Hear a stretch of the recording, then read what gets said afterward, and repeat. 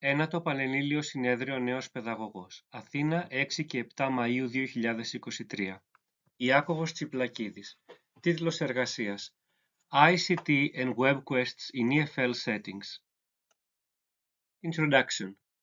One of the greatest challenges facing teachers in EFL contexts relates to the students' low motivation levels. Employing information and communication technologies effectively can help educators design lessons that meet their students' needs, are motivating and relevant to them. WebQuests have emerged as an effective means of employing ICT in the teaching of English as a foreign language. Taking advantage of their full educational potential involves teachers striking a balance between theory and practice. The paper is organized in the following way. We first present the theoretical framework of using WebQuests in general education and in particular in the teaching of English as a foreign language. In the next part, we present a WebQuest that can be used with students at the B2 level of proficiency. WebQuests are effective in implementing the theoretical principles of the constructivist learning theory in educational settings. Two factors are especially important in the framework of the constructivist learning theory. The first has to do with the active engagement of students, while the second relates to the pedagogical exploitation of their experiences and the knowledge they bring into the classroom.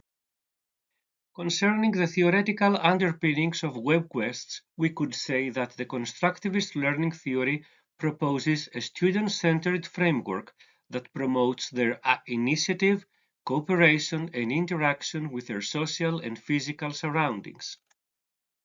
WebQuests involve student cooperation and revolve around an inquiry that students need to complete with the use of online resources.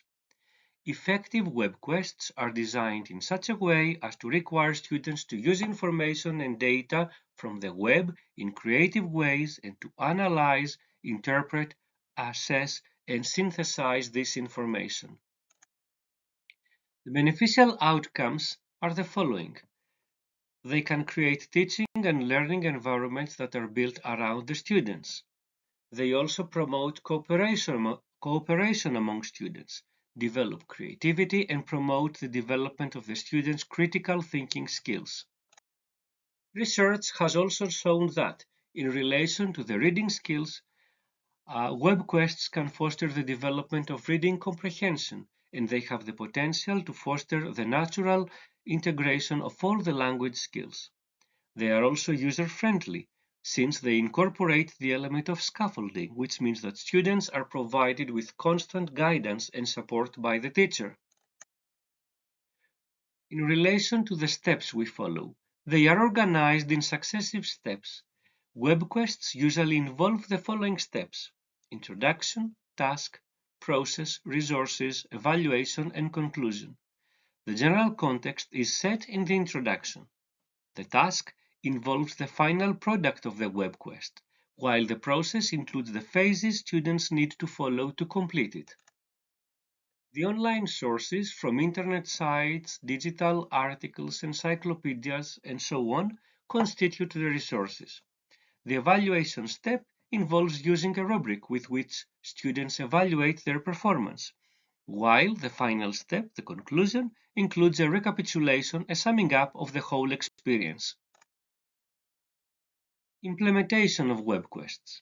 Teachers who wish to incorporate WebQuests in EFL classrooms need to consider closely their students' needs and preferences and provide students with challenges that they need to deal with for the successful implementation of the WebQuest.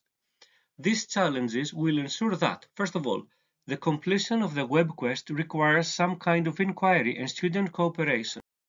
Secondly, that students do not simply transfer information, but critically evaluate and transform it in some way so as to answer the questions posed at the beginning and develop new understandings of issues. And finally, students are provided with real-life purpose that will motivate them to actively engage in the WebQuest. In the next part of this presentation, we are going to present a realistic WebQuest aimed at students at the B2 level of proficiency.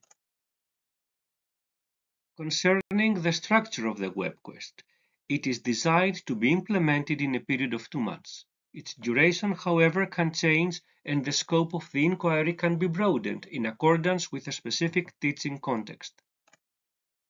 The main objective of the suggested WebQuest are the following. First, to make students aware of how Internet resources can be used in creative and innovative ways, to promote data evaluation, analysis and interpretation, to foster student collaboration and to promote the development of critical thinking skills. In addition, successful completion of the WebQuest requires students to access a number of web sources and to record, summarize, discuss, analyze, evaluate, and interpret their content, as well as to compare and contrast, juxtapose, and synthesize the information. The holistic development of all the language skills, that is, reading, writing, listening, and speaking, and students' interaction with authentic web sources intended for native speakers is another objective of the suggested WebQuest.